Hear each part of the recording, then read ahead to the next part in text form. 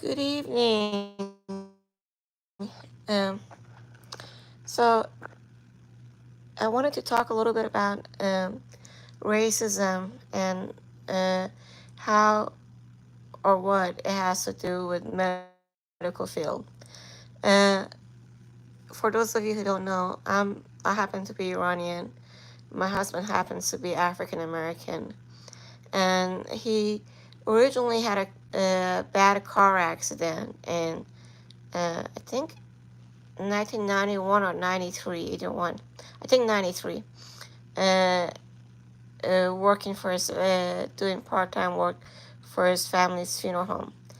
And since then, Robert has had at least 7 or 8 hip surgeries, uh, and he's now had, I think, 4 or 5, maybe 6 ankle surgeries because his ankle broke, and he's got 3 more, at least 3 more minimum uh, ankle surgeries coming up, and the doctor is saying it's going to be like at least a year before he fully recovers.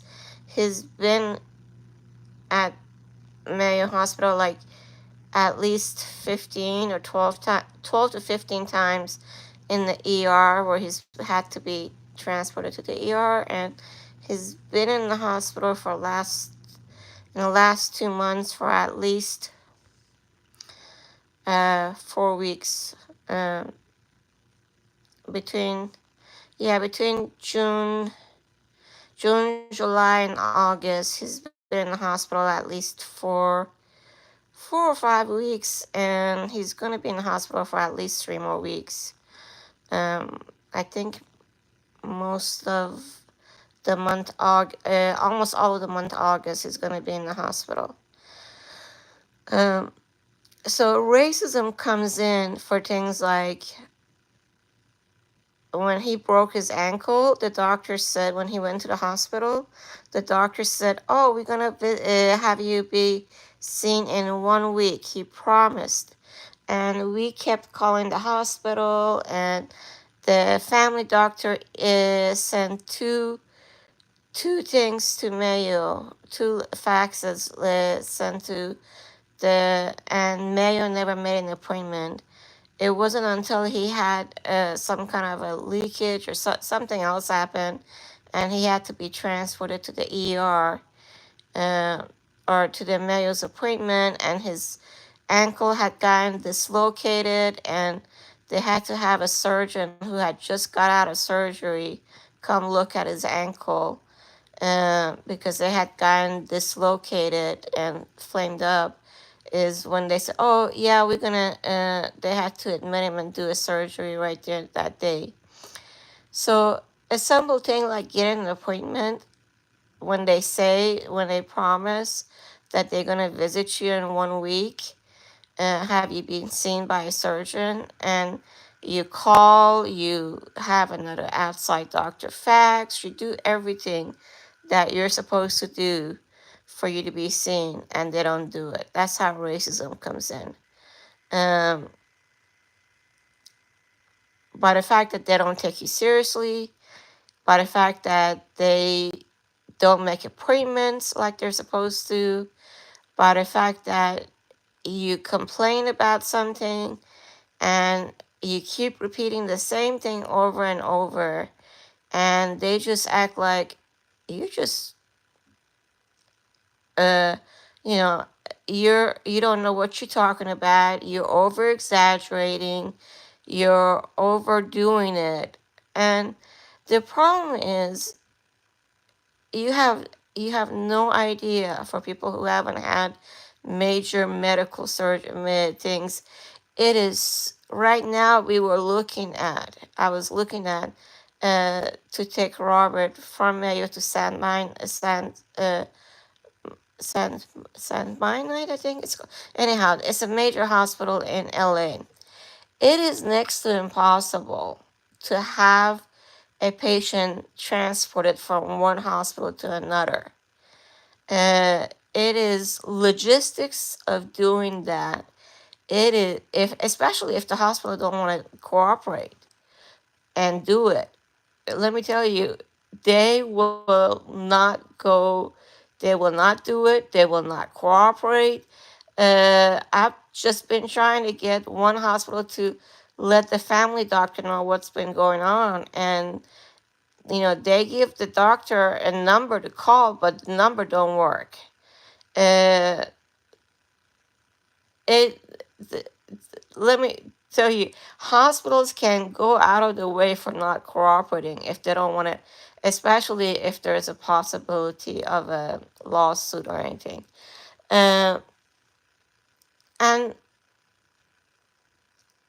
he's in the best hospital in the state of Arizona. And compared to VA, they're 1,000 times better because the VA, I'm 100% sure he would have been dead because, or not survived, because the VA just a couple of months ago, it was in the news. They have a lawsuit on their hand right now because the VA in Phoenix, Arizona had someone have a veteran. Can you imagine a veteran? And also, Robert is a veteran too. So he qualifies to go to the VA hospital anywhere in the country if he wants to. But why would he go to any veteran hospital? Because the VA, this is how low down the VA is. In Arizona, and VA don't, I mean, they're not discriminating on how bad they are to veterans. They do it to everybody, to all of the veterans. And I don't even know how this is legal for them to. I really don't understand. Somebody, if y'all know, please explain this in the comments. I have no idea how the VA can be so bad that they patient had um, uh, a person having a veteran having a heart attack in their parking lot, and their policy is not to help them. They will flat out refuse to go out um, to the parking lot to help any veteran under any circumstance. It doesn't matter what the veteran is having or why they're having a medical emergency. They will not go out to the hospital, to the parking lot. And employee tried to help this veteran, and they called for some code to get help for that veteran. They couldn't get help, and the ambulance was called, 911 was called, and that veteran had to be taken to a different hospital because the VA in Arizona has a policy that even in cases of emergency, when it's life and death, even though this veteran was having a heart attack, they refused to help them, and the veteran died. By the time they got to the other hospital, it was too late, and the poor gentleman died. So the level of racism is real, it's out there, but it's it's impossible when the patient is in the middle of medical treatment. It's very hard to get transport to another hospital because even let's say I was to take Robert out on our own reconnaissance and take him out and drive to California, it doesn't mean uh, that another hospital would take him in on emergency and would treat Robert. And God forbid, if anything, if there was any emergency between now and Cali, if I was to drive Robert to LA, there is absolutely nothing that if he was to have any kind of a medical emergency, I could be held liable. And God forbid anything happened, it doesn't mean that whatever was the closest hospital would be able to help us. So um, the whole medical system, we need some changes. The the the policies for insurance companies is to do the bare minimum. It's not necessarily to make the patient better or to do what is in the best interest of the patient.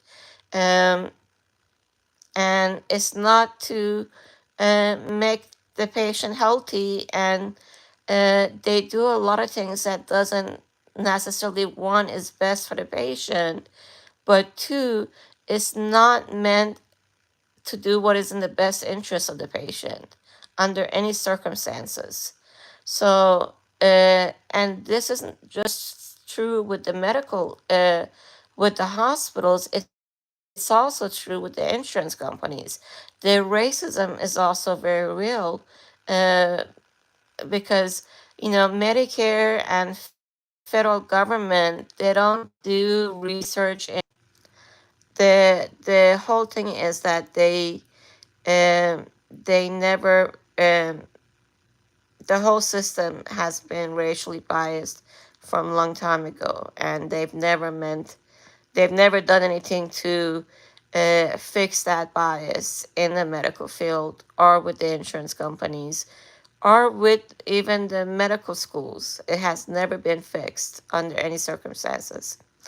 Just an idea. I don't know how it can be fixed. It needs to come from the federal government. There needs to be mandates from the federal government, and they can pass laws to, one, incentivize the medical field to to one, treat more minorities, to incentivize to make it where if they help more minorities or have better statistics in healing minorities and making them survive, that's the only thing that I can think of that would, trying to punish and just punishing people is not an incentive for them to do the right thing. It's, to me, it's much better to give them incentive to do the right thing and to fix the problems to begin with. Uh, so if you know someone in the federal government and or presidency or something, that's all. The main thing that I have is for you to ask for your legislatives to do things to incentivize hospitals and insurance companies to help the minorities more. That's doable. That's something that we can all do. Thank you. Bye. Good night.